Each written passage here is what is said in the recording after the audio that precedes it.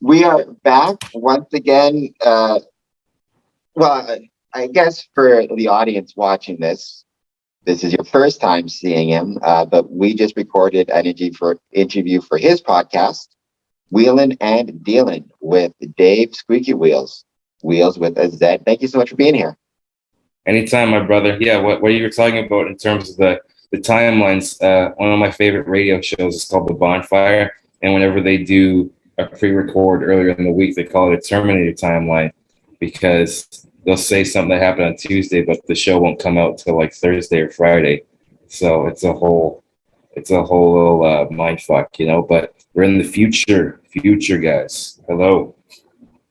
Yeah. So, yes, to everybody in the future, check out, before we go any further with this podcast, make sure you check out Dave Squeaky Wheelz shit, because he's got a lot of good stuff out there. He has got two podcasts. You can find one.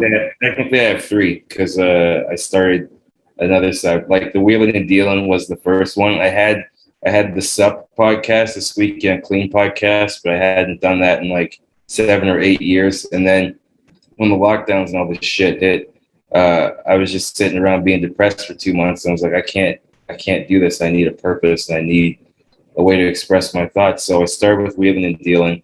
My buddy DJ Needle puts the audio version on northerncoastradio.com.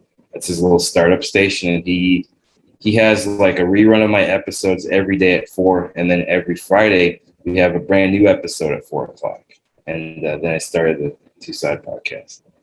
DJ Needle is otherwise known as Dewan. He's a good friend of mine, actually. He's a very cool guy, very cool DJ, very cool people. Check out his stuff for sure. Check out his radio station. And he's even got like a CD or two down at Dr. Disc here in Windsor, Ontario. So check that out for sure as well. Oh yeah, great guy. He does support the arts. Like he did a hip hop show specifically, but I know him to support many different genres of music and things. I don't know why I said genres like that. Genres, fucking two words. He's a great guy. Great guy. Great Mason. Support him. Speaking of Masons, you are not a Freemason. No. But I'm a free man. I'm a free man, not a Freemason. Free man, but you're not a Freemason. No. But you have a connection to at least the Windsor Masonic Temple, in that you and I have done at least 2 shows here. I think maybe 3. I think it was. Yeah, I'm pretty sure. This is where we premiered musical chairs, our version of musical chairs. If I do recall correctly. Talk to me a bit. When I think I've known you for a little bit at this point, but when I first came to you with the idea of doing a show at the Masonic Temple, what were your thoughts on the temple as a venue? Like, had you ever been here before? Did you have any ideas that it could be used as a venue for a show, music, comedy, whatever it might be? And just what were your thoughts about kind of bringing your act into the Windsor Masonic Temple? I had never been in one before. No, I know peripherally kind of about what you guys are. There's that whole episode of The Simpsons where they do the stonecutters thing. So that was my only prior knowledge to what Freemasonry was. I mean, I know that a lot of individuals around the world are in it and stuff. They just kind of want to do their own thing. So there's a fly in my fucking apartment, and I want to fucking carpet bomb this whole place just to kill this mother. Anyway, sorry, I apologize if I do use a naughty language. I hope that's okay. You can say cool. Okay, yeah. So I didn't know what the rating was supposed to be or what I could say. But yeah, that fly has been pissing me off. It's every time you open up the garbage chute in my place, they fly out. For lack of a better term, they just come buzzing out and they smack you in the face like The Exorcist, So that's why if you see me, I'm not conducting a very poorly prepared choir. I'm just trying to fan away a fly. It's buzzing around my drink. Um, so yeah, I'd never been in a Masonic temple ever before, and it was fascinating to me because I looked at the artwork, and the artwork was interesting. Some of it kind of wigged me out until I understood the history behind it, which you told me about. And like the venue, it felt like just kind of like a little dining hall. It was almost like a cafeteria, but the ceilings weren't too high, so the projection was pretty good. Um, yeah, like our musical chairs idea worked perfectly there because it's such a confined space, and like people, it's not that they sit around top of you, but they're kind of up close, so they can feel the experience a little bit more. And I don't know, I like when we get together, we just kind of think of shit on the fly, and it works perfectly. Well, we did our show in the upstairs area of the Windsor Masonic Temple just because the numbers wouldn't justify the ballroom, where it has a capacity of like 250, Yeah, or it has a capacity of like 500 if it's theater seating. And even the blue room, has a capacity of uh, a couple hundred at least, not counting floor seating. So we did ours in the upstairs area, but I think that's just a good point I like to bring up when we're talking about, I think one problem sometimes with, and this isn't just a problem with the Windsor Masonic Temple, this is a problem with Masonic temples in general, is so often um, people don't recognize their value as a potential venue for holding an event. If they're looking to whatever it might be, it could be a company event, like it could be a union meeting. So many Masonic temples have space available for rent, oftentimes cheaper, but with just as many great services as what you'll find at a quote unquote traditional a hall. And I think we're just a good example of that, right? You had never been to Masonic Temple before. If I hadn't have suggested it, like, would you on your own, if you're looking for a venue to hold an event, have thought of the Masonic Temple as a potential event or as a potential venue? yeah. I mean, it depends on your production budget and what you're going for, the space you're looking for. So I would explore all areas in that regard. But no, it wouldn't be like on my top five just because I never really got, I never really knew about the exposure or anything like that. I mean, the location's pretty good.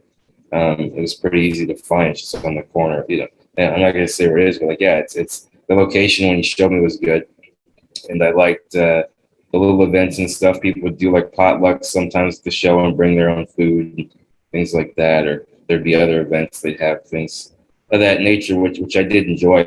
Um, the echo I had to get used to at first because the echo, like I said, the ceiling was low, but I think because it was such a pretty big hall, the echo kind of threw me off a little bit. But I think I don't know. I have fond memories there. We had a lot of fun doing shows there, and the people seemed to enjoy themselves. Those who did show up.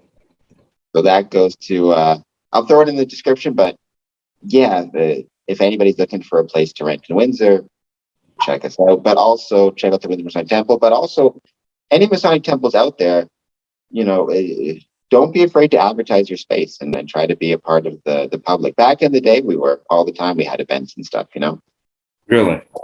But it was great having you here at the Masonic Temple. It was great having you at the Masonic Temple, and it's great doing shows with you. You mentioned at the start of this podcast, actually no, it was at our podcast previously. The Terminator timeline's getting all screwed up. It was or was it this podcast? Anyways, you mentioned for a couple months, during lockdown, you kind of sat around being depressed because shows were canceled, right? And open mics were canceled, all that type of stuff. Yeah. Now that, knock on wood, our vaccination rates keep going up and our lockdowns are being lifted in Ontario and throughout Canada and even in the United States. Are you getting back to performing, and what's it been like returning to the stage? Oh, it's great. I mean, some places have different, like the place I do on Mondays. It's Fog Lounge. They have an open mic there, and I like doing that venue because some people poo-poo it, I've only known a couple other comics that have done it, but that's actually the first bar I ever did a show in ever. And it's a tight, intimate room. There's maybe seats like 30 people up front, and then there's like a whole back area beside the bathrooms and everything like that. But I like the dynamics, and I like the close confines, but also just the sometimes like the crowd's not there to see you. They're not there to see you. They're there to just kind of get hammered and try and get lucky with somebody or hear listen to their friend play or whatever their intention was that night.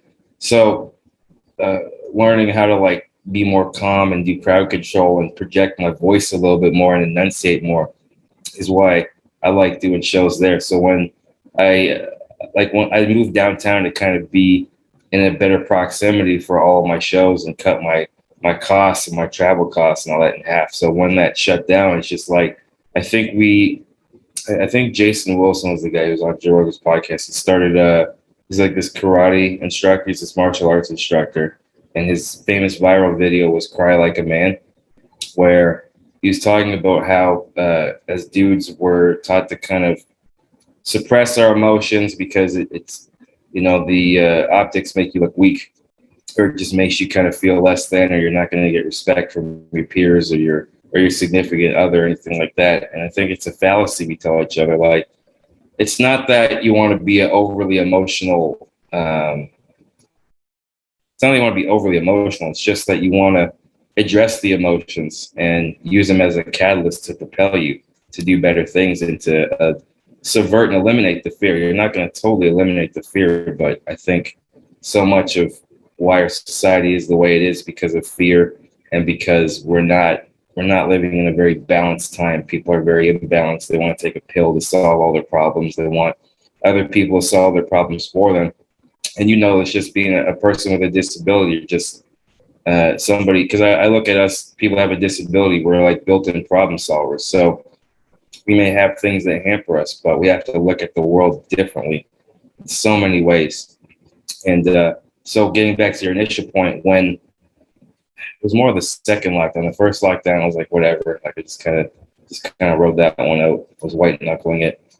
And the second one, I was like, fuck, man, I don't know what I'm going to do. Because I wanted to travel more. I wanted to go travel throughout this great country. I wanted to expand my horizons and be a little bit more of what I wanted, because this is the first real apartment that I had where I had full independence, and it's just me that's in charge and responsible for everything. So when I was taken away and when I just had to basically stew with my own thoughts, like, it was not good for the first 2 months. I was in a very, very fragile and vulnerable spot emotionally.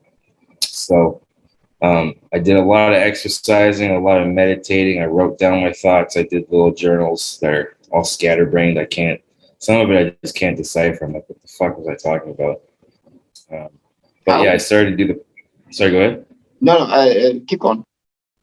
Oh, okay. No, I thought you had a question, so I didn't mean to cut you off. But yeah. I guess, yeah. So the question I had, you mentioned a word. You used the word balance. You said we're living in an unbalanced time, which yes, I think is probably pretty accurate. But so my question to you is, how would you define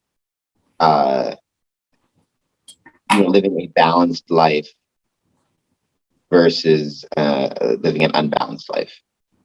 Yeah, I mean, we all fall victim to it sometimes. We have the world at our fingertips, all the information, endless access to information and points of view and data and whatnot, but yet we use it to fucking, try and get somebody canceled on social media or something, some bitch ass shit like that. I don't know. We all fall victim to it, and I can honestly say for what I'm enjoying right now, without this, I would not have survived this entire year. Like, it kept me sane in so many ways. Where everybody has a different coping mechanism. Because I don't really I'm a social drinker, as you've seen me out gallivanting, but I prefer to drink with people, not by myself. So for a little bit, I was drinking by myself. I'm like, this is fucking lame. Like, I have nobody to bounce off of. I'm just sitting here all sad. Like, fuck that, man. Like, let me just write down what I'm feeling. Let me do some deep breathing, some box breathing, and do some guided meditations, which is what they kind of introduced me to when I did this job program at the Y. It's like kind of it's kind of like the unemployed help center, where they just give you more access to resources, kind of brush up on your knowledge of LinkedIn, how to network, how to do your resume properly, all the aesthetics and all the little things you may not know. So because of that, the guided meditation was my biggest takeaway. Shout out to Chelsea and all them. I hope they still have funding for that program. It's wonderful. They have a new class every year. And the guided meditations, they basically just have somebody talking you through all the things you may be thinking about. And one of the lines that stood out to me and the ones I listened to is that your thoughts are just exactly those, are just your thoughts. Just notice them and let them pass. And so many times we can let the past or what we think of ourselves or how we perceive ourselves define us. I was doing that subconsciously, consciously, whatever. And I was letting it affect my self-worth, what I wanted to do in life, my comedy too, and just like what I was doing, there'd be a few times I was listening to my set and I'm like, I'm being too hypercritical. I'm not just letting it flow naturally. So all that combined brought me to start this podcast and brought me to actually, the first episode is a parody of somebody doing a guided meditation, because the whole time I was listening to it and I'm like, this guy has the same calm, balanced, very relaxing tone to him. What if something crazy happens? Like, what if somebody's breaking into his place? What if like his girl bitched him out? Or what if something kind of caused like a ripple in this guy's whole thing? So the sketch is called Mindless Meditation by Jack Pussy Magnet. And basically he just, he does like a little kind of contrived or a little buzzwords that you'll hear, like, breathe it, keep breathing, relax, this and that. He'll do all that shit. And then he'll just go off on a tangent about his personal life. And he shares a little too much info, or he's very, a little too open about sharing his problems during the meditation. So that's how I came up with that. Sorry, I hope that made sense. I just kind of went off on a tangent there. It's an interesting tangent to go to explore. One of my biggest concerns with, and this is kind of something you discussed, kind of you satirized, right? Is so many people, they seem to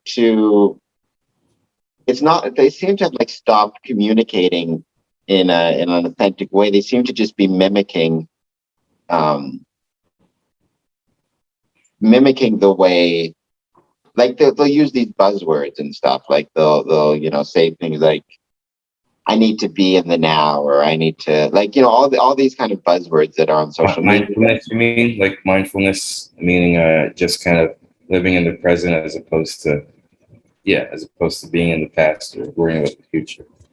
I mean, those are good things, but I think like what you talked about when you're satirizing kind of this idea is that some people, it's like they get into this cycle where they only talk in that way. So even if something crazy is going on or whatever it is, it feels more like they're portraying a character, like a mindful Zen character, whatever it is, than actually being a person. Like, even on Instagram, Instagram's famous for that. Like there's filters to make people look younger, and there's people are photoshopping themselves into glamorous locations and posting that, and everything's like hashtag blessed, hashtag my best life, as opposed to any type of sometimes more realistic, a more realistic depiction of life, as opposed to kind of the hashtags and the buzzwords and the filters and the,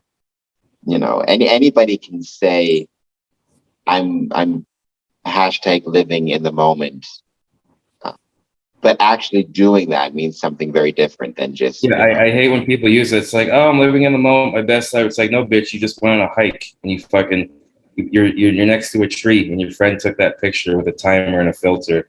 And like you said, it's a very contrived portrayal of what you're actually dealing with. I mean, who you actually are is it's kind of funny. Chris Rock had this joke where he's like, when you meet somebody on a first date, depending on your intentions or who you are. It's like you're meeting the representative. You're not actually meeting them. you know. So I feel like we've all become our own little publicists, or our own little people just to kind of fabricate an image, or to pump up an image of us. And we're all victim to it. We're very. Who is the Greek? Is the Greek myth where he looked at himself in the water? Oh, Adonis. I think it was Adonis. Or something like that. Yeah, where he looked at himself in the water and he loved himself so much he drowned in the water because he just wanted to be with him. There's a, and the algorithm rewards that. It's kind of this whole not placebo, but it's this whole meta thing where it's like we are the algorithm because we're giving the algorithm data and information. So all it's doing is propagating what we put out there. So apparently what we like is we like ourselves, and we like to be told that we're awesome. And anything that deviates from that is problematic, or whatever word you want to attest to it. And that's another thing I realized during this shit is like a lot of people were barely hanging on mentally, and all this shit exacerbated it. Whatever you want to think of the political implications and the treatments and all that, I think it exposed a lot of frailties when it came to how unhealthy we are, and just mentally, physically, and everything. And I'm not gonna lie, my weight's fluctuated. It's gone up and down. I lost a little bit, gained a little bit here, especially when the clubs and pubs opened up. I was out like everybody else. But I think I think it just kind of exposed all of it, and we're dealing with the repercussions. Yeah, absolutely. I like that idea, right? We're all our own publicists now, right? It's about, and like you said, the algorithm, right? Everybody on YouTube knows of the mythical algorithm. This idea of like, and that's very, very interesting and challenging because it's very hard to. I don't even know how you separate content from the reactions that you get. Like somebody will say, well,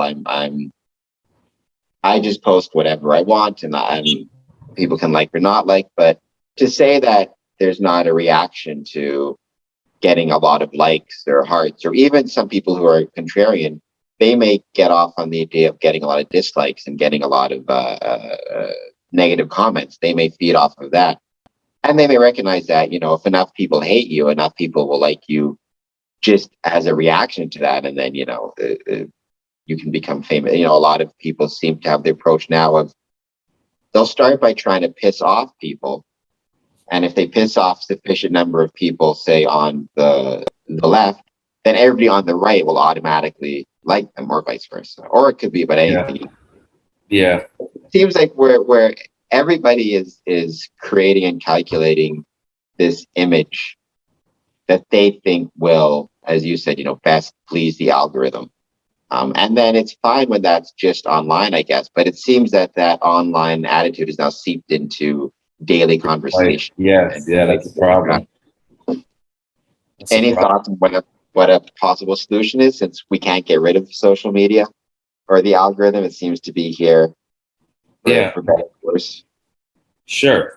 I mean, in some cases, you need it to connect with people. I think it's amazing. There's people that are like around my family who I've never met or didn't even know existed, that I've met because of these softwares and applications. So they can do a lot of good too. I'm not saying it's all one-sided, but there's a reason why the creators of these apps and the proprietors of them don't let their children go on them, and they're very cautious and regimented. It's the same people that develop the bells and whistles for casinos because they know subliminally you'll get whatever part of that brain, whether it's the primate brain or whatever type of that brain, the reptilian brain rather. If you're invoking an emotion, then that's how you get people to stay on your app as long as possible. And it's effective, man. There's a reason why we're in the predicament that we're in. With the seeping it out into real life, I think it's because we were like away from our friends and the shit that we love to do for so long, that bleeds into real life. And I think it's very dangerous. And that's why I think it's important to delete the apps off your phone or whatever device and just go outside, go for a walk, talk to actual human beings in real life. And you'll realize that a lot of this is just fabricated and doesn't, you don't, not everything has to be about your beliefs and this and that. If it is, you're kind of a shallow or hollow person. Because I don't know anybody that says, well, I would really like this person, but, unless it's super egregious and when they're hurting somebody. But, it's like the Yankees and the Red Sox, the fucking, Capulets and the Montagues, Jets and the Sharks, whatever else. It's just some dumb rivalry. And there's a lot of unhappy people that need other people to be miserable with them. And that's why they stay on that all day. And that's why they want to bring this into real life. Most people just want to, do their job, work till whatever, make sure their kids have a decent life, make sure they have a decent life, and just go on about their business. I don't know. I talk to people from all walks of life, and I'm sure they have different views and opinions, but I don't ask them, and I don't really give a shit. If we have fun with each other, that's all that should matter. Does that just have to do though with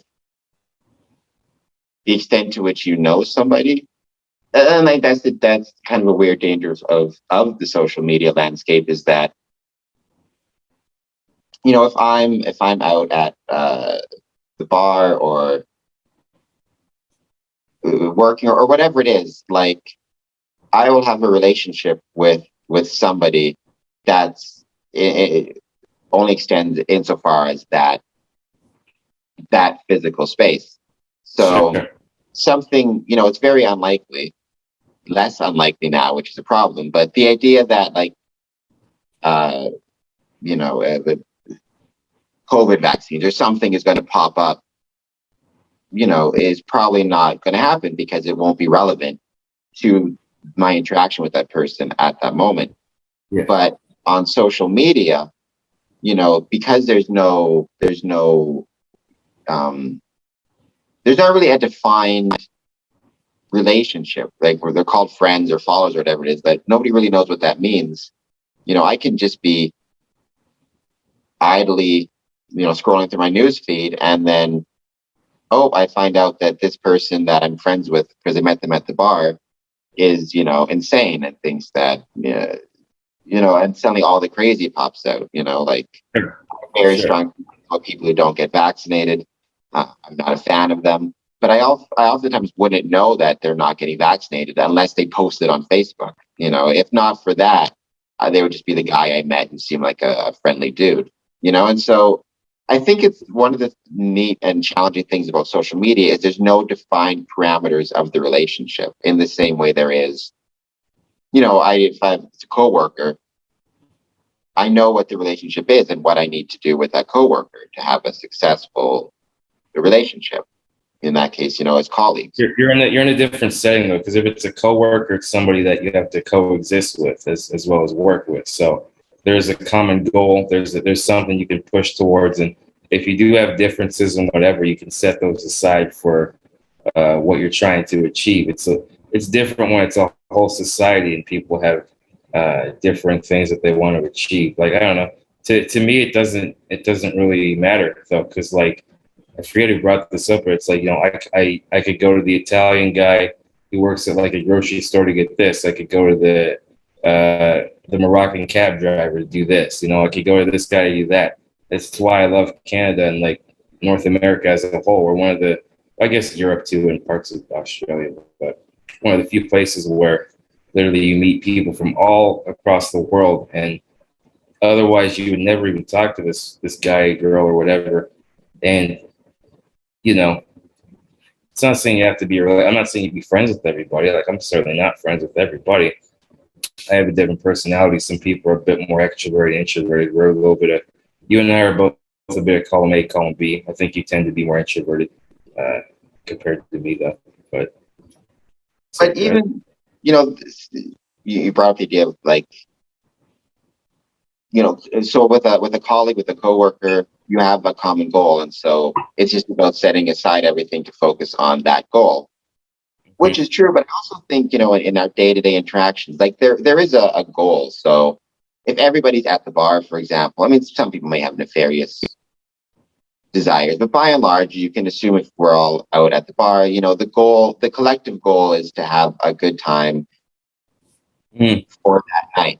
So, you're not going, same thing with, like, say, if you're visiting family, right? They always say don't bring up religion or politics around family. So that's an example. I don't, dude. I fucking don't, because I don't need to hear any of that shit. I think keep that to yourself. Like, don't keep that shit to yourself. More people need to imply that old school mentality. It's just so exhausting and it's boring at this point. But that's good advice. I agree. People should, when you're having dinner, because there's a parameter in what you're there for. You're there for dinner with your family. Yeah. But on social media, there's no parameters. So, the world would probably be a lot better place if nobody discussed politics or religion on social media and people just kept that to themselves. Or have a place for it. You're talking about when it bleeds into real life. Like, nobody cares if your Aunt Sarah fucking, next to it's a picture of a casserole, and then she's got like some unseen photo or whatever, or she's getting into an argument with her. It's like, that's the worst way to talk to somebody. Like, either call them on the phone or meet them in real life. Like, I don't know. There was a little thing. It's when it's second lockdown or something like that. I don't know. I was just, I don't have to get to what the topic was. I barely even remember, to be honest with you. All I remember is that I barely knew this chick. I met her at like a show one time. I think she was an entertainer. She was related to comedy somehow. And I was just trying to be nice and be like, because they're worrying about something stupid. I said, you don't have to worry. Most people are going to be fine. Like, this is sensationalized, and I get we all need a boogeyman, but you worrying about this is not going to help. I was trying to be a friend and, like, say, when your friend's acting irrational or like you're literally talking them over the ledge. And it turns out irrational people, or people that are a bit more high strung or whatever, don't like to hear logic, or they don't like to listen to something that doesn't make them feel comforted, because it's a feeling thing as opposed to reality. So I don't know. I'll be honest, if I fucked up, I don't think I fucked up here. It's just like her and her little silly friends started, teaming up with me or whatever. I turned off the notifications because I'm like, I can't deal with this. And then some chick who I had never met before from Toronto, I never knew him I didn't know her from Adam.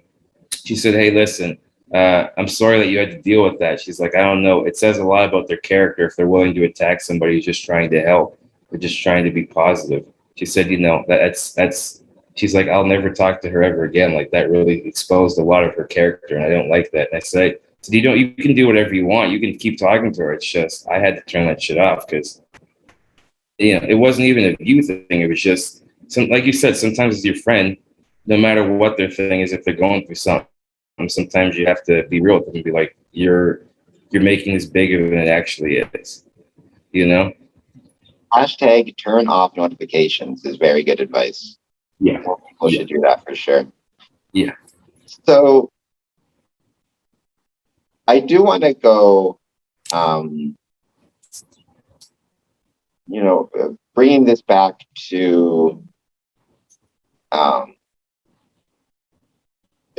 Freemasonry, or, I think one of the biggest challenges that Freemasonry is going to be facing in Ontario, especially, is when we return to our lodges, because our in-person meetings have been suspended since May of last year. So for a year and a half, we haven't met in person. It's all been online. It's all been virtual meetings. We've done a lot of virtual stuff. There has been some, informal gatherings, and obviously Masons are still seeing each other, and all of the administrative work and paperwork and charity and dues, it's still been going on to an extent. But returning to a lodge after so long away, going to be an interesting experience. What was it like for you?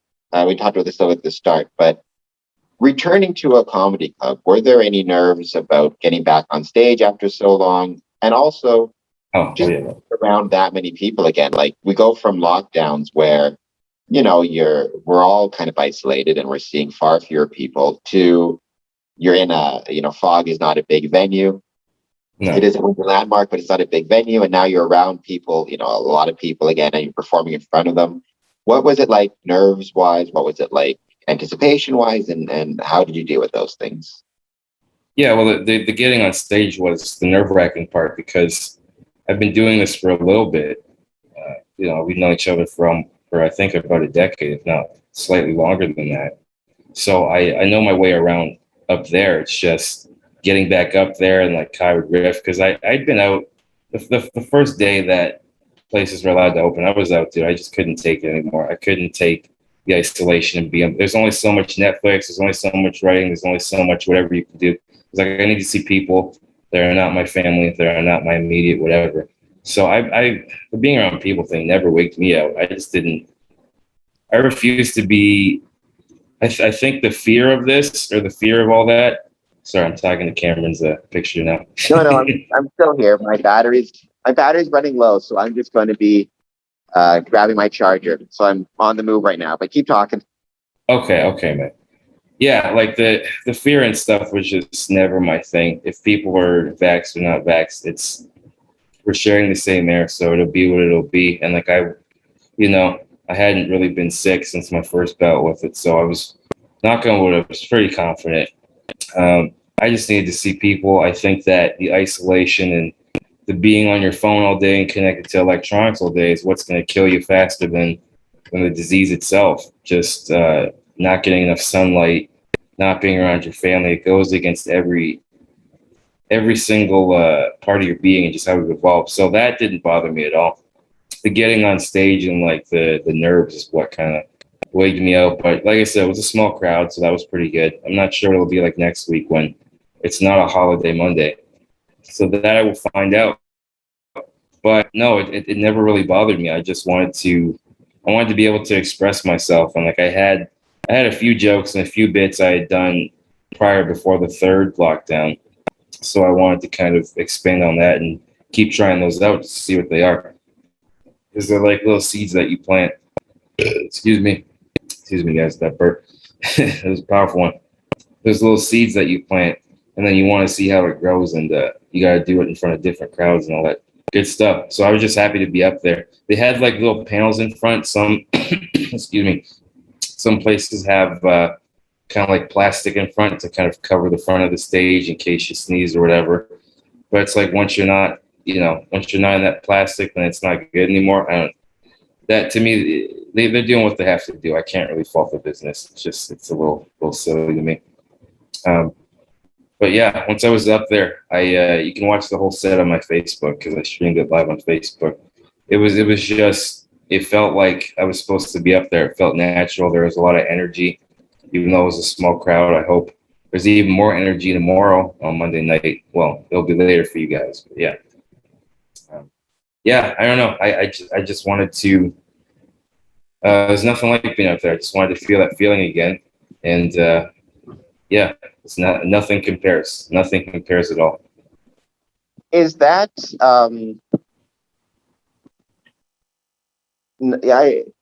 idea of nothing comparing to comedy, or for you, nothing comparing to comedy? Yeah. I've always wondered, do you think that, like, is that a choice that you made, or do you think that that's something intrinsic? So, Freemasonry, whatever it is, like when it comes to the things that people love and the things that people find that they can't live without, no matter if they find it frustrating or annoying at a time, do you think that that's an intrinsic thing that you're just naturally going to always be drawn to comedy, or do you think that that is something that comes from just practice and years of doing it, or some combination therein? I don't know. Like every single show, I'm shitting my pants. I'm always nervous a little bit. That's never changed, and I think just because the passion's still there. I have other things I enjoy doing. Like to me, if you're just always obsessed with comedy or whatever, then you're gonna miss out on all the other great aspects of life. I think especially for performers or anybody who's in a very intense and specific location, if you learn a skill or have a hobby outside of that, I think it's crucial because for one, you're gonna, like we spoke earlier, you're gonna talk to people that are not in that world, just kind of everyday people or people that don't understand that world, and you'll get a new perspective, a new appreciation, and it'll be more grounding because then all your perceived problems or whatever you feel like about in your industry won't feel so big because the whole group of your friends or people that you hang out with don't care or know that much about it. They'll just ask you like, "Oh, how's it going?" And you'll just say, "Oh, it's doing this and this and this." Like, "Oh, that's good," and then you just move on to the next thing. Like most people are just doing their thing. They don't really, it's not to say that they're dismissive, but most people don't care. Like they got their own lives and their own lives to live. So I think going back to the online stuff, everything gets so heightened because it's permanent. Because a wall post or a text can stay there till whenever. When it's just you out in the world, it's just kind of a part of this amoeba, and you're Do you just think that that's a problem? The permanence of yeah. social media is going to, You and that's know something. what? You know what, dude? It's just gonna make people. It's gonna make people be more honest with themselves. And if it's not, then it's gonna drive them insane, which is what we're witnessing. But it's okay. Um, your friends will laugh there. But no, I think what is it? Yeah, I think it's gonna make them. To me, what I've found is the more you just own your shit, nobody can really take anything from you. Because they're like, yeah, that's me, whatever. As long as you didn't commit an egregious or heinous crime, you didn't hurt anybody like that, and nobody can really say shit to you, man. But what about for the? So there's the kind of cancel culture hashtag stuff, which is, I think, we both agree, but I'm certainly not a fan of it. I don't think it's particularly Yeah, healthy. it's very short-sighted, and the people that are pushing it don't have any. I'm not speaking for all them. Obviously, you can all have different reasons. There's different people that come from all walks of life to support a cause or whatever. But I think a lot of them don't have. They're very short-sighted in terms of their perspective, and they think that everybody always thinks that they're right until they're not, and they don't think it's going to come for them because if you step out of line or if you say anything contrary, then you're out of there. And it highlights the worst aspects of people in a group. People in a group are, like you said, are supposed to have a common goal, or even if you don't have a common goal, at least be there to kind of help and support each other, not throw each other under the bus. It's like the oppressed are becoming the oppressors, and the bullied want the revenge on the bullies, but they're becoming everything that they hate. So it's kind of ironic. So there's that side of it, but then in terms of the permanence of social media or the internet, right? It's written in ink. There's also everybody has offline in the quote unquote real world said or done something that they regret, and Sure. then wish they hadn't done it. But it's when you say it, it's kind of ethereal. It's just it kind of disappears, except in the memory of yourself. And if you said it to somebody, they will remember.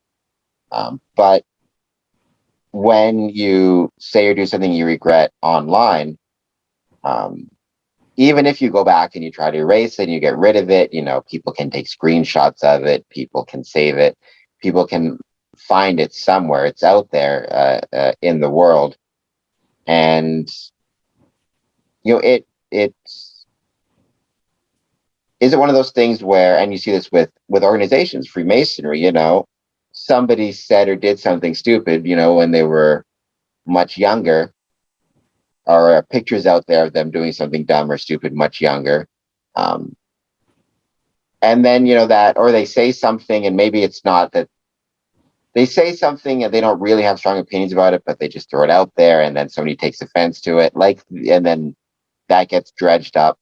The past kind of stays with you forever now, right? And do you think that's a problem with social media? Like, does there need to be some type of are you sure you want to post this type of thing, or the ability to go back and or should Yeah. it just be once you post something, then that's it, that's what you posted, and you can just own it later and say, I regret posting that, blah blah blah. But at the time, I was young or whatever it is. I don't know if you're under this notion or familiar with this idea, but to me, history is there so that we can learn from it.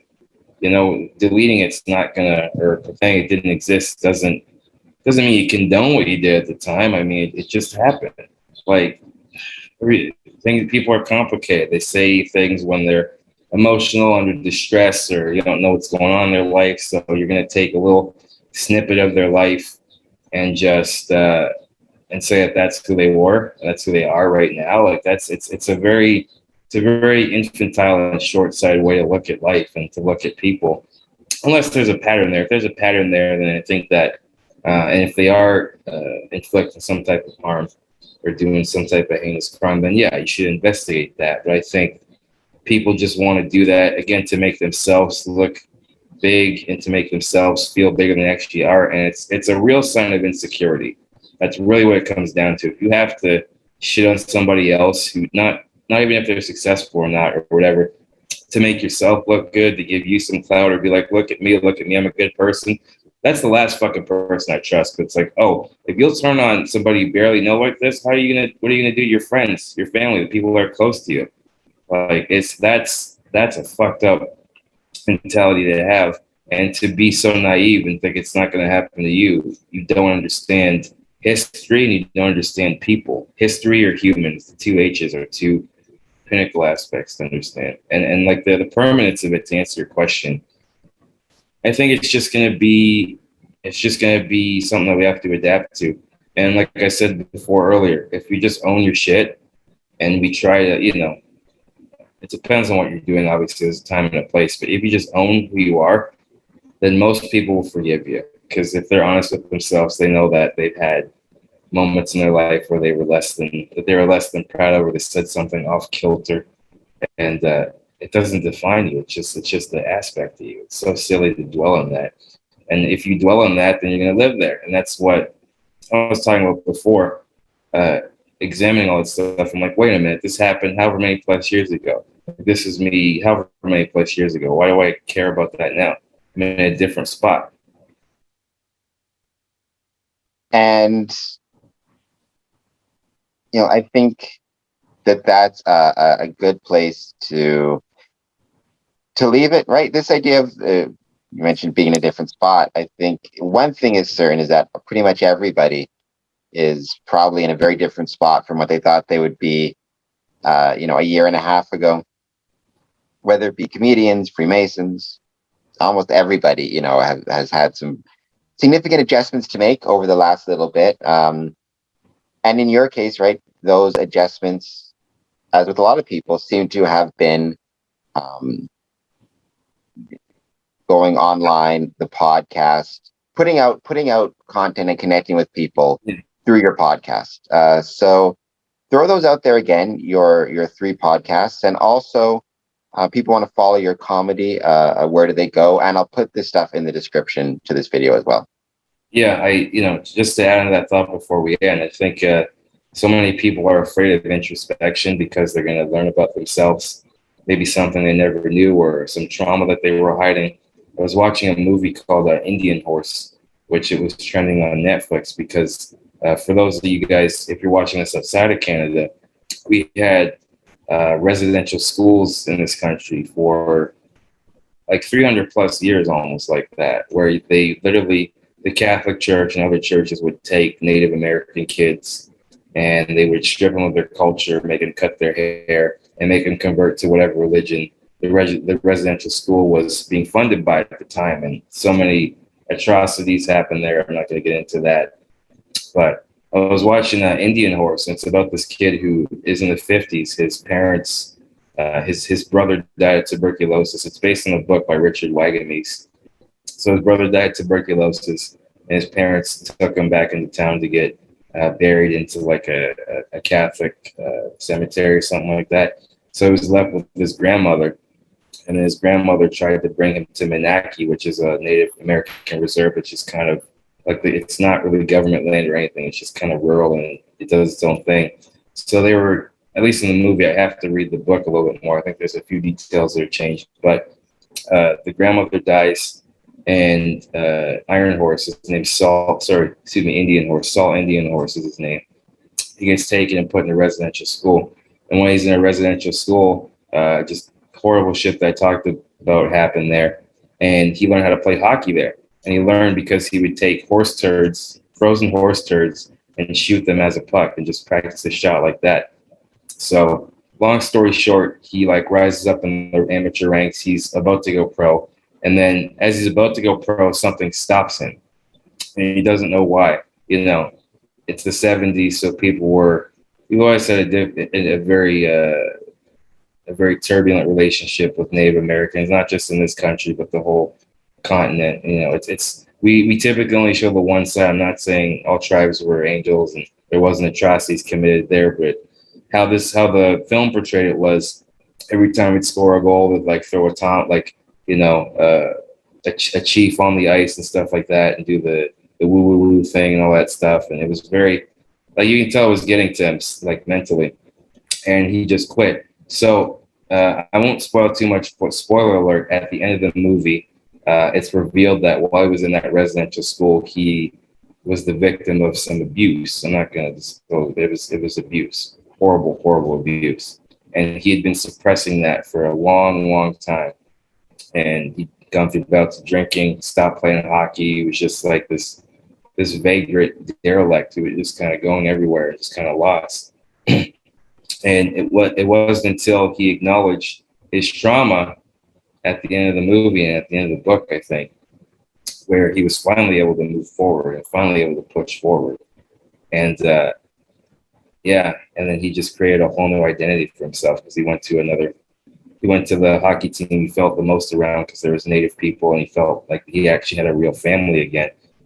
But my point was that I think a lot of people during this have had underlying things, whether it's relationships or issues with themselves or introspective or other things that they weren't addressing and kind of pushing off to the side that were pushed into the forefront.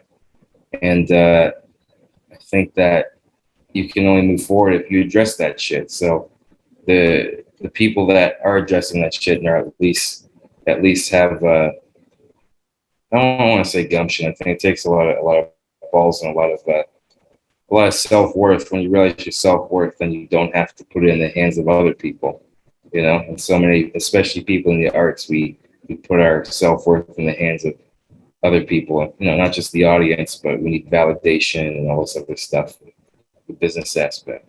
So I think if you can just get past that, which, like I said, it took I only speak for me personally, there is a silver lining to all this. It made me finally get over some shit that I didn't even realize was hampering me for the longest time.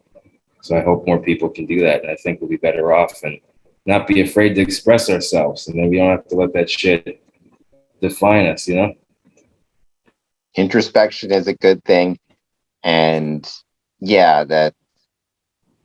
that's true probably on an individual basis. That's probably true on a organizational basis, Freemasons, even political basis, or country or the state, right? Is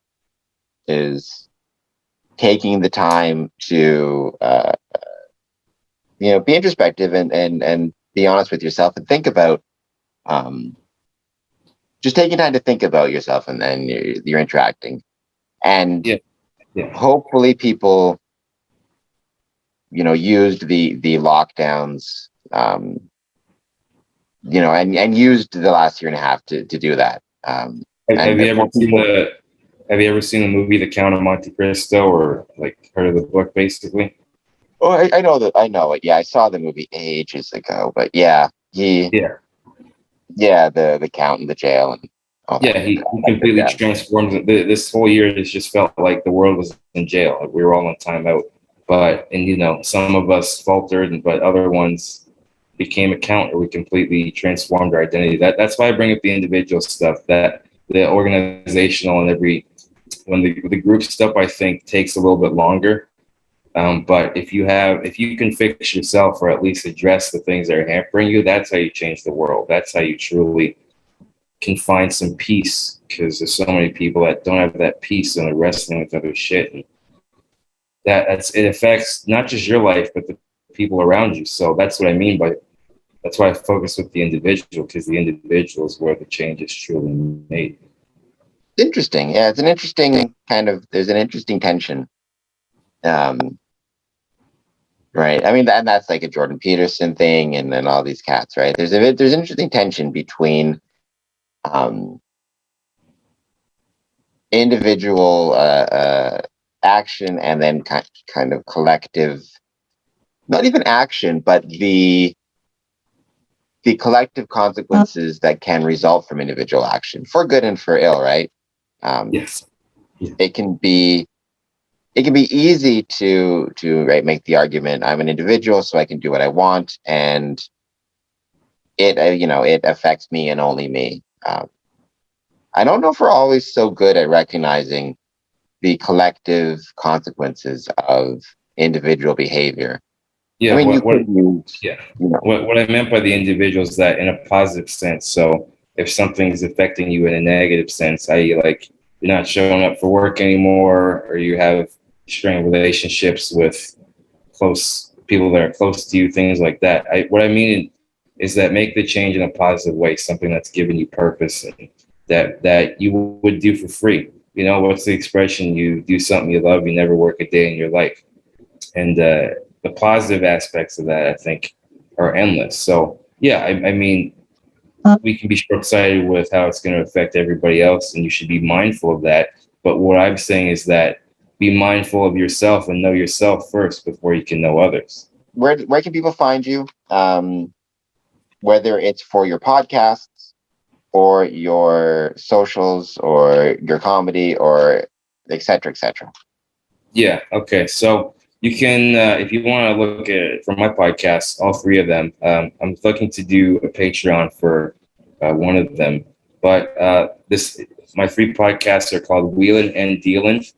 You can listen on youtube.com/Dave Squeaky Wheelz, DAVESQUEAKY, Wheels with an S. You can also listen to it on Northern Coast Radio, NORTHERNCOAST radio.com. That's my boy DJ Needles' site. It's a startup internet radio station. So please go support him. We want to expand that and expand our facilities. My other podcast, Wheels and Wells. It's with myself and my good friend and disability activist, Mr. Cameron Wells. He is a DJ at CJM 99.1 FM. Yeah, listen to his stuff there if you're in the Windsor, Detroit area. Wheels and Wells, we just talk about issues that maybe the mainstream doesn't focus on, about all aspects of disability history and life. The last two episodes we did are about dating. So dating somebody with a disability, or dating from the perspective of somebody with a disability in relationships. And then my other podcast is called X Marks the Thought, THOT. It's with adult film star and a good friend of mine, Maxine X. She was Canada's top fetish porn star, and she's a real delight and a real firecracker. That's the one I'm talking about. We might do a paid system because we're gonna answer some questions. It'll be like kind of a relationship advice show. And sometimes we just like to get hammered and just talk for a little bit. Instagram at Dave Squeaky Wheelz, DAVESQUEAKYWHEELZ. Sorry if I spelled that too fast. Just Dave Squeaky Wheelz. And Facebook, Dave Squeaky Wheelz, same. Just look me up there. Let's see, LinkedIn, Bumble, fucking Hinge. No, I don't have any of that. I'm very much unsigned. Just follow my Facebook, follow my Instagram stories, and my YouTube for all of my shows and dates. I'll be seeing more of those hopefully in the next couple months when things get back and moving. Because I know I like life, and life is not staying in your freaking house all day, being scared about every little thing. So, yeah, go follow my stuff. Thanks so much for having me, Cam. You're an officer and a gentleman. I appreciate you. I don't know about that, but it is very nice to. It's been great to have you on.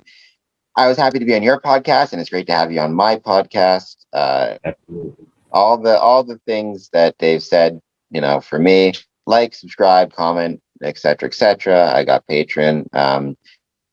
All the things you can do to support the podcast. Support the podcast. I'll give my normal plug. I agree with Dave 100%. We got to, people got to be able to get out and enjoy life and see each other, and see their friends and perform and go to live comedy shows and support Dave. The best way to do all that safely is get vaccinated. So do that and then go out and enjoy your life. And go see Dave perform at Fog on Mondays at the open mic. Mondays at 9. Mondays at 9 at Fog. And just go to Fog because, it's a Windsor staple, that's for sure. Yeah, it was Canada's, I think it was voted Canada's most popular rock and roll bar. He has acts from all over the world. Tom is a G, so go support him. He supports artists, and we need more of that shit. Absolutely. I concur completely. And with that, another episode of the podcast. Thank you so much.